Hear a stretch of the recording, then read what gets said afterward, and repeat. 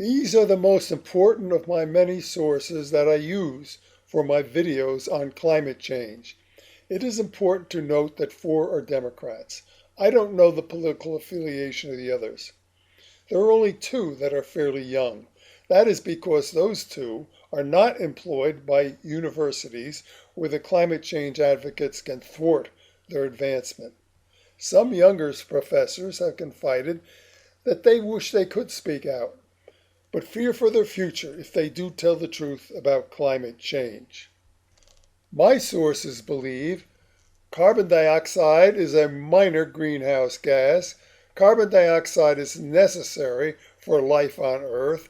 Carbon dioxide is not a pollutant. There has not been warming for the last 18 years. Climate change is an overblown problem. I will now start with Dr. William Happer. I was fortunate to meet Dr. Happer in Princeton. He is the Eugene Higgins Professor of Physics and the Cyrus Brackett Professor of Physics at University of Princeton. Dr. Happer has enabled us to have clear photographs of outer space due to his sodium guide star invention.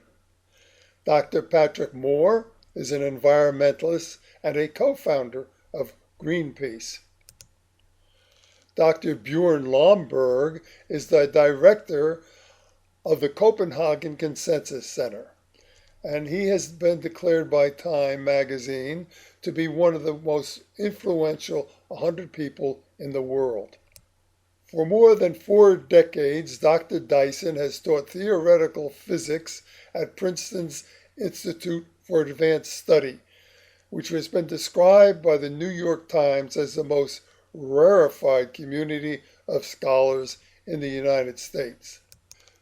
Dr. Richard Lindzen is the Alfred P. Sloan Professor of Meteorology at MIT. He has had more than 200 scientific papers and books. Dr. Eva Greiner is a Nobel Prize laureate and is an angry skeptic. He was an Obama supporter.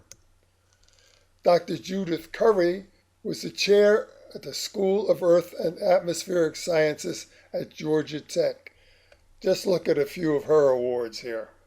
Dr. Roy Spencer and Dr. John Christy received NASA's Exceptional Scientific Achievement Medal for their global temperature monitoring work with satellites. Dr. Tim Ball is a gold medal honors in geography winner, and he wrote The Deliberate Corruption of Climate Science. Weather Channel founder John Coleman. Sally Bolinas is a research scientist at the Harvard-Smithsonian Center for Astrophysics in Cambridge, Massachusetts. Brian Sussman's accolades include nearly 24 state and regional awards for Best Weathercast from the Associated Press and Radio TV News Directors. Fred Singer is an American physicist and emeritus professor of environmental science at the University of Virginia. He is the author or editor of several books, including Global Climate Change. He received commendations from President Eisenhower for the early design of satellites in 1954. This is Dr. Singer's Carbon Dioxide is an Insignificant Gas chart. And he tells us that water vapor accounts for 95% of the greenhouse gases. The 97% of the carbon dioxide is not man-made. And total human greenhouse gas contributions add up to about 0.28% of the greenhouse effect. Dr. Michael Crichton was a Democrat and friend of Al Gore. He graduated summa cum laude with a degree in anthropology from Harvard. And this is what he said: when we allow science to become political, then we are lost. We will enter the internet version of the Dark Ages, an era of stifling fears and wild prejudices transmitted to people who don't know any better. And then there is my memory. I am 82 years old and remember the climate in the 1930s, the 40s, and the 50s. I am a witness. My recollections are in stark contrast to Rutgers professor Dr. Broccoli's computer-generated chart of New Jersey temperature in the 20th century. About 50% of scientists do not blame mankind for climate change. A Purdue University survey found 53% of scientists believed man was causing climate change.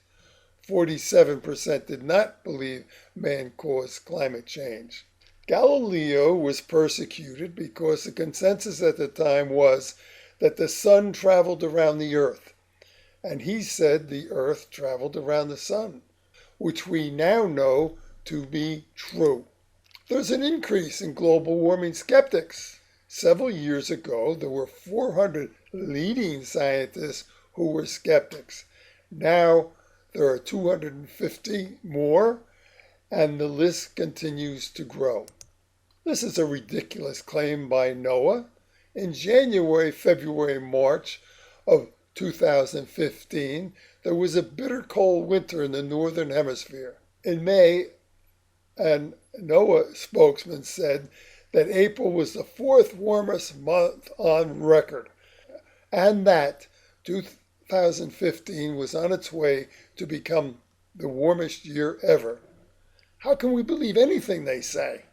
This is the end of my source slides, but you can follow my blog by inserting Rutgers Climate Change Institute wrong.com into your URL, which is also referred to as the address bar.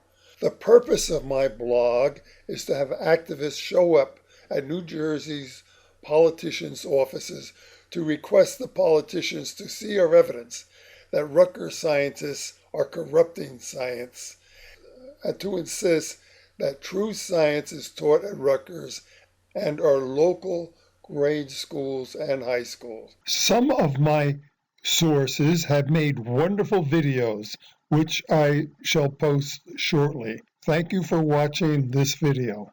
Bob Bryant.